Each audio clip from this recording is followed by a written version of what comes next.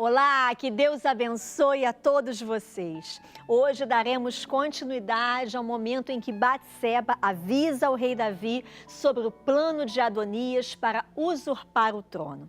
Aproveitando a saúde fragilizada do pai, Adonias se proclamou rei, pois era o irmão sobrevivente mais velho. Ele teve o apoio de Joabe e do sacerdote Abiatar. Mas, após uma longa ausência, o profeta Natã retorna à cena. Ele se une a Batseba no plano para informar Davi e entronizar Salomão. É comovente o apoio do profeta a Davi e a sua cumplicidade com Batseba, mesmo tendo conhecimento do pecado que eles haviam cometido. Como estudamos aqui, Natã foi o profeta que Deus usou para confrontar o pecado de Davi e Batseba, e agora ele é quem avisa a ela sobre o plano de Adonias, que talvez provocaria a morte dela e também de Salomão. Natã provou ser mesmo um verdadeiro profeta de Deus. Ele podia tanto confrontar o pecado quanto cuidar amorosamente dos pecadores. Natã perguntou então a Batseba, mãe de Salomão: "Você ainda não sabe que Adonias, o filho de Agite, tornou-se rei sem que o nosso senhor Davi ficasse sabendo? Agora vou dar-lhe um conselho para salvar a sua vida e também a vida do seu filho Salomão." Natã sabia que Batseba era a pessoa certa para restaurar em Davi a força que ele precisava para tomar decisões. Então Natã enviou Batseba para informar Davi. Logo, Natã só teve de confirmar as palavras dela ao rei. Batseba ajoelhou-se e prostrou-se rosto em terra diante do rei. "O que você quer?" Davi perguntou, e ela respondeu: "Meu senhor, tu mesmo juraste a esta tua serva pelo Senhor, o teu Deus. Seu filho Salomão me sucederá como rei e se assentará no meu trono. Mas agora Adonias se tornou rei, sem que tu, meu senhor, o soubesse." Batseba obteve a atenção total de Davi com a ameaça à sucessão de Salomão, e Natã logo confirmou a afirmação da mulher do rei. Aparentemente, ela saiu do quarto para que o profeta pudesse ficar a sós com Davi. Então, o rei confirmou a promessa feita a Batseba de que Salomão deveria ser o seu sucessor.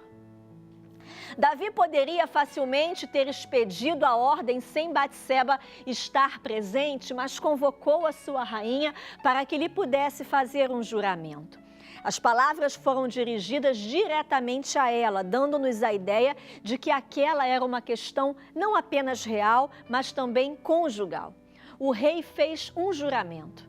"Juro pelo nome do Senhor, o qual me livrou de todas as adversidades, que sem dúvida, hoje mesmo vou executar o que jurei pelo Senhor, o Deus de Israel.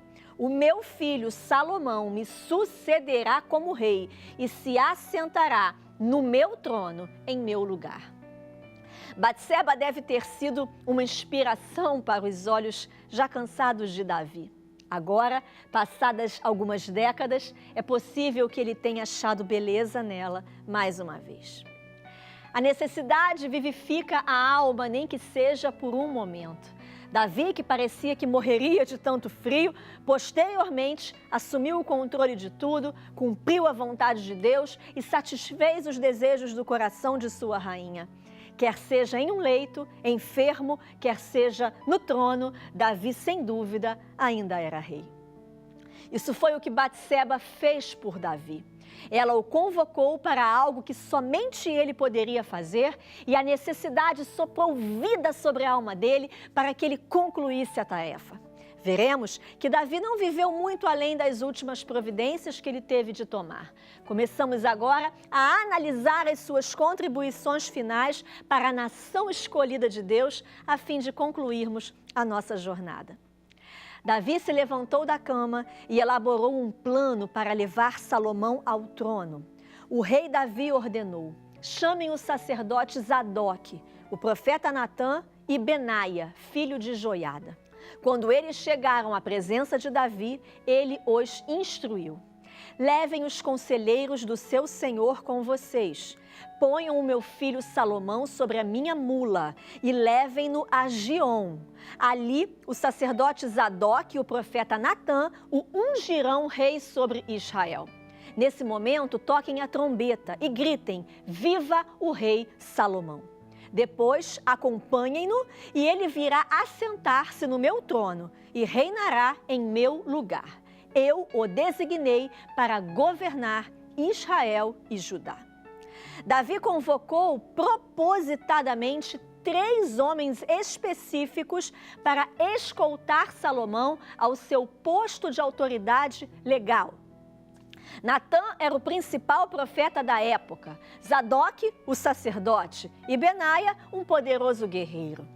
Para que a nação fosse forte, todas as 4 áreas de autoridade deviam estar presentes: profeta, sacerdote, guerreiro e rei. Davi enviou o seu guerreiro mais proeminente junto com o seu exército para proteger Salomão. Eles deviam montar Salomão na mula do rei e escoltá-lo. Pelo costume da época, um rei sobre uma mula simbolizava sua intenção de servir ao povo. A mula era adornada com uma coroa de flores em torno do pescoço ou com uma cortina real cobrindo o seu lombo traseiro. Salomão tinha certeza de que um dia seria rei. Ele sabia que a sua hora chegaria, mas não sabia como isso ia acontecer. Será que alguma empregada comunicou a ele que 3 autoridades o estavam procurando no portão? Ou será que ele ouviu o relincho da mula? A gente não sabe esses detalhes. Vemos apenas que Zadok, Natã e Benaia foram ao palácio e colocaram Salomão sobre aquele animal. Imagine a cena de Salomão fazendo a viagem da vida dele. No programa de amanhã, acompanharemos mais detalhes dessa história. Está na expectativa, não é? Eu também. Não perca, eu aguardo por você.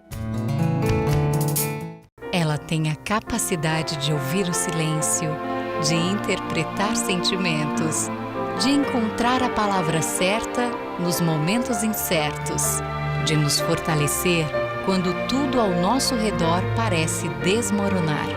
Sua existência é um ato de amor.